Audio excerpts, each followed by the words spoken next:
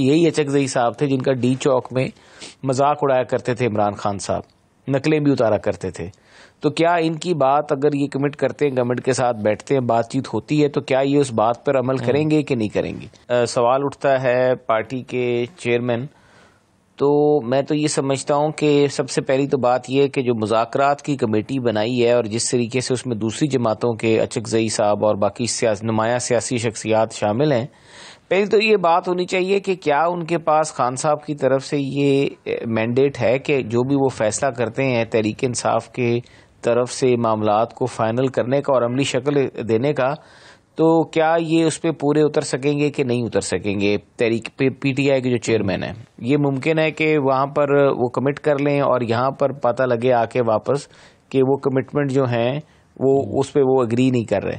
تو مینڈیٹ کی کلیئرٹی جو ہے یہ سب سے زیادہ ضروری ہے کہ کیا مینڈیٹ ہوگا ان کے پاس، اور جو بھی وہ فیصلہ کریں گے اچکزئی صاحب یا باقی لوگ، کیونکہ ماضی میں لوگوں نے اپنی آنکھوں سے دیکھا کہ یہی اچکزئی صاحب تھے جن کا ڈی چوک میں مذاق اڑایا کرتے تھے عمران خان صاحب، نقلیں بھی اتارا کرتے تھے. تو کیا ان کی بات اگر یہ کمٹ کرتے ہیں، گورنمنٹ کے ساتھ بیٹھتے ہیں، بات چیت ہوتی ہے، تو کیا یہ اس بات پر عمل کریں گے کہ نہیں کریں گے؟ اور دوسری بات جہاں تک اٹھتی ہے کہ اگر ایک طرف مذاکرات کی بات کر رہے ہیں اور دوسری طرف پنجاب میں تحریک چلانے کی بات کر رہے ہیں، تو یہ بھی منطق سمجھ نہیں آتی. دیکھیں، یا صلح ہوتی ہے یا لڑائی ہوتی ہے، یا ایک قدم آگے چلا جاتا ہے اور پھر آگے ہی چلا جاتا ہے. یہ نہیں ہوتا کہ ایک قدم آگے چلیں اور 2 قدم پیچھے چلیں. تو اس کا مطلب تو یہ ہوگا کہ ایک طرف آپ مذاکرات کی بات کر رہے ہیں اور دوسری طرف آپ جو ہے وہ احتجاج کرنے کی اور تحریک چلانے کی بھی بات کر رہے ہیں. پھر جو پنجاب میں رویہ اختیار کیا گیا، جس طریقے سے وہاں پہ ان کو کوئی رکاوٹ نہیں تھی، وزیر اعلیٰ پنجاب آئیں، دیکھیں، گھومیں پھریں، اپنا کام کریں، جائیں، اور پھر پنجاب اسمبلی میں جو واقعات پیش ہوئے، پھر جو وہاں پہ زبان استعمال کی گئی، پھر وہاں پہ جو میڈیا کے لوگوں کے ساتھ جو رویہ اختیار کیا گیا، صحافیوں کو جس طرح وہاں پہ جو سلوک صحافیوں کے ساتھ ہوا، تو یہ سارے جو عوامل ہیں اگر یہ اکٹھے کر کے دیکھا جائے تو مجھے لگتا ہے کہ تحریک انصاف کی جو ہے سنجیدگی مذاکرات کے حوالے سے وہ کم نظر آ رہی ہے. اور جہاں تک سوال اس چیز کا آتا ہے کہ ہم وہاں پہ کیا چاہتے ہیں اور ہم وہاں پہ کیا کرنا چاہتے ہیں، دیکھیں، مذاکرات ایک بہت اچھی چیز ہے، مناسب چیز ہے، مذاکرات ہونے چاہیے. سیاسی ڈائیلاگ ہی اس ملک کا مستقبل ہے، اور سیاسی ڈائیلاگ کے ذریعے ہی سیاسی استحکام جو ہے وہ آئے گا، اور سیاسی استحکام جو ہے وہ ضامن ہے معاشی استحکام کا. یہ ساری چیزیں ہمیں کلیئرٹی، اور ہم بھی چاہیں گے کہ تحریک انصاف جو ہے اس کے ساتھ مذاکرات کیے جائیں، اور جو چیزیں حکومت کے بس میں ہوں، حکومت وہ چیزیں جو ہے وہ پوری طرح سے ان کے اوپر پورا اترے اور حکومت اپنا کردار ادا کرے. لیکن جو چیزیں گورنمنٹ کے بس میں نہیں ہیں، جو عدالتی کیسز ہیں، جو عدالتی معاملات ہیں، ان کے بیچ میں حکومت کوئی کردار ادا نہیں کر سکتی، کہ وہ تو سب جوڈس معاملات ہیں. تو اس سے ہٹ کے گورنمنٹ جہاں تک کوئی ان کا جو ریلیف دینا ہوگا، جو ان کے ساتھ جو ان کی جائز مطالبات ہوں گے، جو حکومت کے بس میں ہوں گے، وہ بالکل اس کے اوپر عمل کرایا جائے گا. اب رہے گی بات ملاقات یا نہ ملاقات. دیکھیں، سیاسی گفتگو پہ اور سیاسی بات چیت کے اوپر ملاقات کرنے پہ، اس کو ملاقات کے دوران سیاست کو ڈسکس کرنے پہ اور معاملات کو کرنے پہ عدالت کی طرف سے بھی اس پہ نمایاں ڈائریکشن موجود ہیں. تو ملاقات مجھے مناسب نہیں لگا کہ گور صاحب ایک پڑھے لکھے آدمی ہیں، وہ تو خود عدالت کے مطلب ایک وکیل ہیں، عدالتوں میں پیش ہوتے ہیں، ان کو تو عدالتوں کے احکامات کا بخوبی اندازہ ہے کہ عدالتوں کے احکامات جو ہیں وہ کیا ہیں ملاقات کے حوالے سے. اگر وہ قانون پہ عمل کرتے ہیں، عدالتوں کے احکامات کی روشنی میں وہ ملاقاتیں کریں گے، تو میرے خیال سے ان کی ملاقاتوں پہ کوئی رکاوٹ نہیں ہوگی. اگر وہ عدالتی ڈائریکشن سے، عدالتی جو حکم نامے ان سے ہٹ کے ملاقات کریں گے، تو وہاں پہ پھر مشکلات آ جائیں گی. پھر ہم عدالت کے حکم کی اور بھیک بھی نہیں مانگنی پڑے گی ملاقات کی.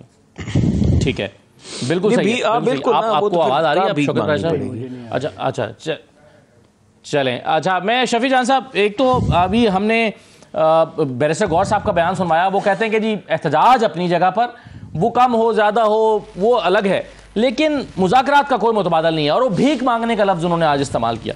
لیکن سلمان راجہ صاحب کی رائے ہمیں مختلف دکھائی دیتی ہے. سلمان راجہ کہتے ہیں کہ عمران خان کو سائڈ پہ رکھ کے مذاکرات ہو ہی نہیں سکتے.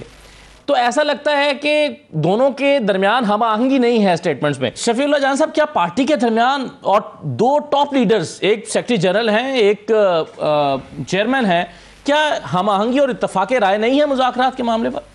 دیکھیے بالکل سلمان اکرم راجہ صاحب کی بات بالکل ٹھیک ہے. مائنس عمران کسی صورت ہمیں قبول نہیں ہے. عمران خان ہی تحریک انصاف ہے, تحریک انصاف ہی عمران خان ہے. یہ ون مین آرمی ہے اور یہ ایک ہی آدمی کے پاس مینڈیٹ ہے تحریک انصاف کا. جہاں تک مذاکرات کی بات ہے تو ہم نے تو کبھی انکار نہیں کیا مذاکرات سے, لیکن آپ نے دیکھا ہوگا کہ ہم اس بار چاہتے ہیں کہ جو مذمت ہو یا مذاکرات ہو نتیجہ خیز ہو. ہم نے پہلی بھی 2-3 دفعہ مذاکرات کے آپ نے دیکھے ہوں گے کوشش کی گئی, لیکن وہ نتیجہ خیز نہیں ہوئی, کیونکہ جو حکومت اس وقت بیٹھی ہے یہ بے اختیار ہے. ان کے اختیار میں کچھ نہیں ہے. 17 سیٹوں پہ یہ لوگ بیٹھے ہوئے ہیں, غیر آئینی طریقے سے آئینی عہدوں پہ براجمان ہے. ان کے پاس فیصلہ لینے کا اختیار نہیں ہے, ان کے پاس کسی قانون سازی کا اختیار نہیں ہے, ان کے پاس ایون کے کسی پروجیکٹ کے پلس مائنس کا اختیار نہیں ہے. یہ ڈمیز ہیں, یہ صرف منہ دکھانے کے لیے سامنے بیٹھے ہوئے ہیں. فیصلے کہیں اور ہو رہے ہیں. اور آپ نے دیکھا ہوگا جس طریقے سے 26ویں 27ویں ترمیم منظور کرائی گئی, جس طریقے سے پارلیمنٹ سے طاقت لی گئی, جس طریقے سے سول سپریمیسی کا گلا گھونٹا, جس طریقے سے جمہوریت پہ شب و خون مارا گیا, جس طریقے سے آئین کو مسخ کیا گیا, تو ان کے ہاتھ میں کچھ بھی نہیں ہے. یہ فیصلے کہیں اور سے ہوتے ہیں. اور جہاں تک مذاکرات کی بات ہے تو بنیادی نکات ہمارے پرنسپلی ہم ایگری ہو چکے ہیں چغزئی صاحب کے ساتھ. اگر ان بنیادی نکات پہ بات حکومت کرنے کو تیار ہے تو ہم مذاکرات کی طرف جا سکتے ہیں. اور وہ بنیادی نکات دہرا دیجیے گا ذرا, کیا ہے سر؟ پہلا نقطہ یہ ہے کہ 8 فروری کو جو ڈاکہ مارا گیا ہمارے مینڈیٹ پہ, جو ووٹ ہمارے چوری ہوئے, جو مینڈیٹ پہ چوری کیا گیا, جس طریقے سے فارم 47 کی حکومت کو کھڑا کیا, اپنے مینڈیٹ کی واپسی پہ ہم بات کرنا چاہتے ہیں. اس کے ساتھ ساتھ ہم فریش الیکشن کی طرف جانا چاہتے ہیں, ایک نئے اے سی پی کے انڈر, اور عمران خان صاحب تک رسائی ہماری پولیٹیکل لیڈرشپ کی, سی ایم خیبر پختونخوا کی اور ان کی بہنوں کی ہونی چاہیے. یہ آپ کی بات چیت کے نکات ہیں یا آپ کی بات چیت کرنے سے پہلے پیشگی شرائط ہیں؟ اگر ان چیزوں پہ حکومت بات کرنے کو تیار ہے تو ہم بیٹھ کے کو تیار ہے. اگر اس میں سے ایک چیز پہ بھی یہ مائنس کرنا چاہتے ہیں یا بات نہیں کرنا چاہتے تو یہ بے اختیار لوگ ہیں, ہم کوئی بات چیت نہیں کریں گے. شوکت پراجہ صاحب, آپ بڑی واضح پی ٹی اے کی رائے, اگرچہ ان سب میں پھر بھی بیرسٹر گوہر کی رائے مختلف ہے. وہ کہتے ہیں بس مذاکرات کریں, باقی باتیں وہ کچھ شاید تائید نہیں کر رہے, لیکن بہرحال پی ٹی اے کی سمجھتی ہے یا پی ٹی اے کے بہت سارے لوگ سمجھتے ہیں کہ عمران خان نہیں ہے تو مذاکرات نہیں ہے اور اس کا کوئی فائدہ بھی نہیں ہے, اور یہ شرائط ہیں جو شفیع اللہ جان صاحب بتا رہے ہیں. آپ کو یا مجھے ایز جرنلسٹ, مجھے تو کم از کم کبھی امید نہیں رہی کہ مذاکرات ہوں گے.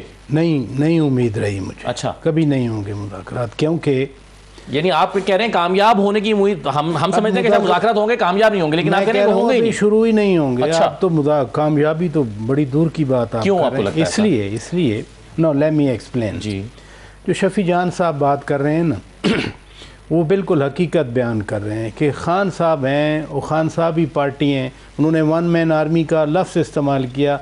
ہم اپنے تجزیوں میں یہ بات کیا کرتے ہیں کہ خان صاحب کا جو حکم ہوگا وہی اس پہ امپلیمنٹ کیا جائے گا. وہ سلمان اکرم راجہ صاحب ہوں.